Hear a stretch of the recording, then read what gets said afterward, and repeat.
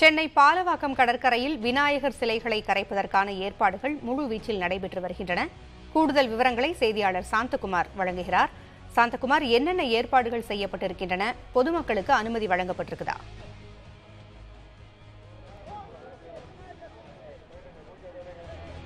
சென்னை கிழக்கு கடற்கரை சாலை பாலவாக்கத்தில் தற்பொழுது நாம் பாலவாக்கம் கடற்கரையில் இருந்து கொண்டிருக்கிறோம். தற்பொழுது இங்கு விநாயகர் சிலை கரைக்கக்கூடிய பணியை இதை வைத்த பொதுமக்களும் பக்தர்களும் ஈடுபட்டு வருகின்றனர். அந்த காட்சிகளை தான் தற்பொழுது பார்த்து கொண்டிருக்கிறோம். சென்னை பெருநகர காவல்துறை, அதேபோல தாம்பரம், ஆவடி, இந்த காவல் ஆணையர் எல்லைக்குட்பட்ட பல்வேறு பகுதிகளில் இருந்து 500க்கும் மேற்பட்ட விநாயகர் இன்று கரைக்கப்பட உள்ளது. இன்று காலை முதலே விநாயகர் சிலையில் வழிபட்டு அங்கிருந்து கொண்டு வரப்பட்டு தற்பொழுது இங்கு பாலவாக்கம் கடற்கரையில் கடலில் கரைக்கக்கூடிய காட்சிகளை தான் பார்த்து கொண்டிருக்கிறோம். அதற்காக இங்கு முன்னேற்பாடுகள் செய்யப்பட்டிருக்கிறது. குறிப்பாக இந்த விநாயகர் சிலையை வைத்து வழிபட்ட பக்தர்களும் பொதுமக்களும் யாரும் கடலுக்குள் அனுமதிக்கப்படவில்லை. காவல்துறையினரும் தன்னார்வலரும் தீயணைப்புத்துறையினருமே இந்த விநாயகர் சிலைகளை இங்கிருந்து எடுத்துக்கொண்டு கடலில் கரைக்கக்கூடிய நிலைதான் தற்பொழுது இருக்கிறது. அதே போல பொதுமக்கள் உள்ளே வராமல் இருப்பதற்காக தடுப்புகள் ஏற்படுத்தப்பட்டிருக்கிறது. யாரேனும் உள்ளே வராமல் இருப்பதற்கு கண்காணிப்பதற்காக உயர் கோபுரங்கள் அமைக்கப்பட்டிருக்கிறது. எச்சரிக்கை பலகைகளும் அங்கங்கே வைக்கப்பட்டிருக்கிறது.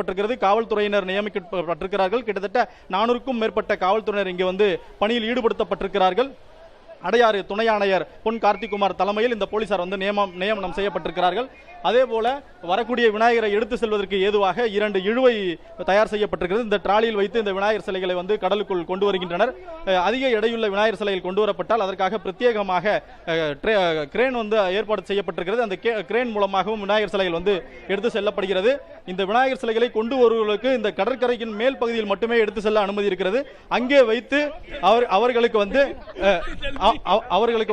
பூஜை செய்து கடலில் எடுத்து செல்லக்கூடிய நிலைதான் தற்போது நிலை கொண்டிருக்கிறது. பல்வேறு இடங்களில் விநாயகர் சிலைகள் கரைக்கப்பட்டுக் கொண்டிருக்கின்றன.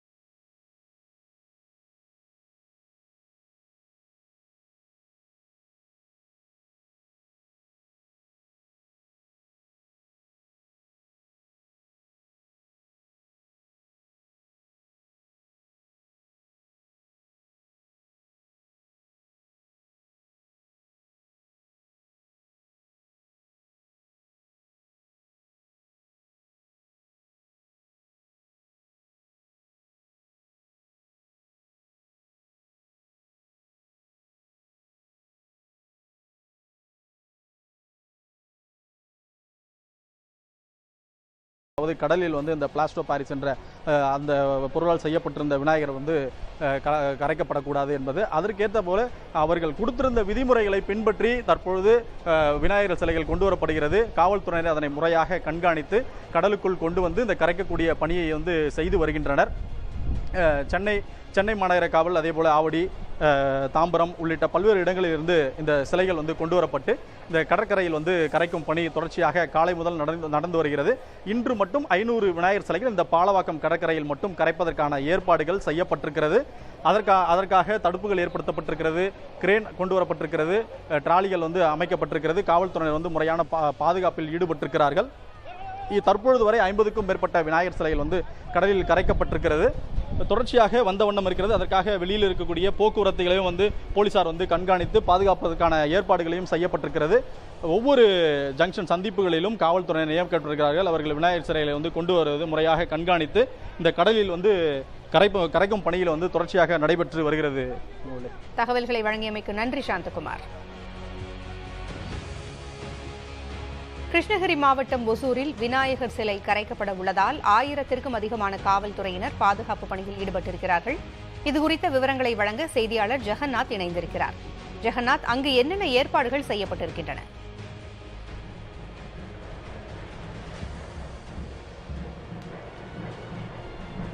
நிச்சயமாக பூங்கொலி, கிருஷ்ணகிரி மாவட்டம் ஓசூரில் மும்பை மற்றும் ஹைதராபாத் போன்ற பெரிய நகரங்களுக்கு இணையாக விநாயகர் சதுர்த்தி வந்து கொண்டாடப்படுகிறது. அந்த வகையில் கடந்த 18ஆம் தேதி நாடு முழுவதும் விநாயகர் சதுர்த்தி மிக சிறப்பாக கொண்டாடப்பட்டது. மாவட்டத்தில் 1500க்கும் மேற்பட்ட சிலைகள் வந்து நிறுவப்பட்டிருந்தது. அதேபோல் குறிப்பாக ஓசூரில் மற்றும் இந்து அமைப்புகள் மற்றும் பொதுமக்கள் சார்பில் 5 அடி முதல் 13 அடி வரையான சுமார் 600க்கும் மேற்பட்ட விநாயகர் சிலை வந்து வைக்கப்பட்டிருந்தது. இதில் இந்து அமைப்புகள் சார்பில் சினிமா கலைத்துறையினர்களை வைத்து மிக பிரம்மாண்டமான செட்டுகளை அமைத்து விதவிதமான கண் சிமட்டும் காதசைக்கும் போல, அதே போல 7 வாசல்களை தாண்டி சொர்க்க வாசல் அடிய போல் பெருமாள் வடிவிலும் கேதார்நாத் போல, அதே போல் காவல் நிலையத்தில் புகார் மனுக்களை பெறுவது போல் விநாயகர்களை விதவிதமான விநாயகர்களை அமைக்கப்பட்டு கடந்த 6 நாட்களாக சிறப்பு பூஜைகள் நடைபெற்று வந்தது. அன்னதானங்களும் நடைபெற்று வந்தது. இன்று 7வது நாளான இன்று ஊர்வலம் வந்து நடைபெற்று வருகிறது. இந்த ஊர்வலத்தில் மேல தாளங்களுடன் பொம்பை, உடுக்கை உள்ளிட்ட பலவிதமான கலை நிகழ்ச்சிகளுடன் அண்டை மாநிலத்தை சேர்ந்த ஆந்திரா, கேரளா, கர்நாடகாவில் இருந்து கலை நிகழ்ச்சிகளை வரவழைத்து கலைக்குழுக்கள் மூலமாக மிக பிரம்மாண்டமாக கலை நிகழ்ச்சிகள் நடைபெற்று மேல தாளங்களுடன் மிக சிறப்பாக வந்து 100க்கும் மேற்பட்ட சிலைகள் வந்து தற்போது ஓசூரின் முக்கிய வீதிகளான நேதாஜி சாலை, எம்ஜி சாலை, தாலுகா அலுவலகம், தேன்கனி சாலை உள்ளிட்ட சாலைகள் வழியாக முக்கிய வீதிகளில் வழியாக சென்று ராமநாயக்கன் ஏரி மற்றும் சந்திராம்பிகை ஏரியில் வந்து கரைக்க ஏற்பாடுகள் வந்து செய்யப்பட்டிருக்கிறது. இந்த விநாயகர் ஊர்வலத்தில் மாவட்டத்தின் மக்கள், தமிழகத்தின் மட்டுமின்றி அருகில் உள்ள கர்நாடகா மற்றும் ஆந்திரா மக்கள் அனைவருமே தங்களுடைய குழந்தைகளுடன் குடும்பமாக சாரசாரியாக ஆயிரக்கணக்கான மக்கள் வந்து ஊர்வலத்தில் கலந்து கொண்டு விநாயகரை வந்து கண்டு ரசித்த ஊர்வலத்தில் பங்கேற்று உள்ளனர். இந்த ஊர்வலம் காரணமாக இந்த முக்கிய வீதிகளில் வந்து காலை முதலே வந்து எந்த ஒரு அசம்பாவிதமும் நடைபெறாமல் இருக்க மின்சாரமும் துண்டிக்கப்பட்டுள்ளது. அது மட்டும் இல்லாத போக்குவரத்து வந்து மாற்றம் செய்யப்பட்டுள்ளது. எந்த ஒரு அசம்பாவிதமும் நடைபெறாமல் இருக்க சேலம் சரக டிஐஜி ராஜேஸ்வரி தலைமையில் தருமபுரி, கிருஷ்ணகிரி மாவட்ட காவல் கண்காணிப்பாளர், ஆய்வாளர்கள் என 4 மாவட்டத்தை சேர்ந்த 1400 போலீசார் வந்து பாதுகாப்பு பணியில் ஈடுபட்டுள்ளனர்.